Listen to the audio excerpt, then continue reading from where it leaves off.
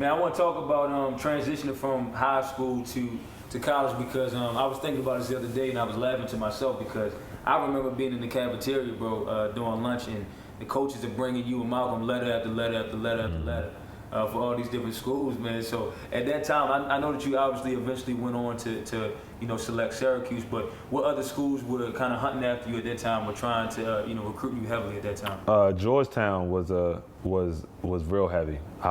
My top two were Syracuse and Georgetown. Okay. Just because of it was close to home. Right. It was a big school. Right. Georgetown had a lot of history, and also had a lot of pros. So I know where I wanted. My dream was, of course, to go to the NBA. My goal was to make it to the NBA. Right. So I know that Georgetown would have definitely helped me get to that and get to that level. Right. But I had other schools from Kansas was really in there. Like I said, NC State for a while. Miami was big. Miami interested me. I had a lot of interest in Miami, but mostly it was just Syracuse and Georgetown. Syracuse, okay. So for you, like, it came down to those two?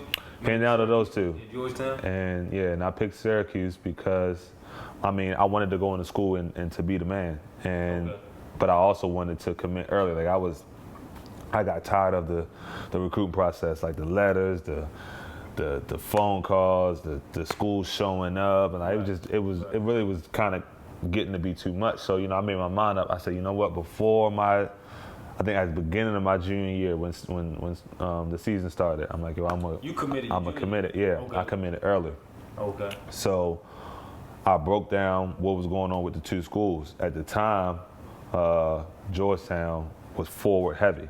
They still had Jeff Green at the time. Right. Nobody knew what he was going to do, if he was going to go pro or stay. Right. They had DeJuan Summers, who had committed to him. I remember that. They had Doc Rivers' son. I think his name was Philip Rivers. I don't know, one of the Rivers. One of them was there. He was a 3-4, and they had a couple other guys. I had some guys that were interested from my class. So I was like, you know what? I'm gonna look at Syracuse. Syracuse, for sure, only had 4 returning players. Oh yeah, so that.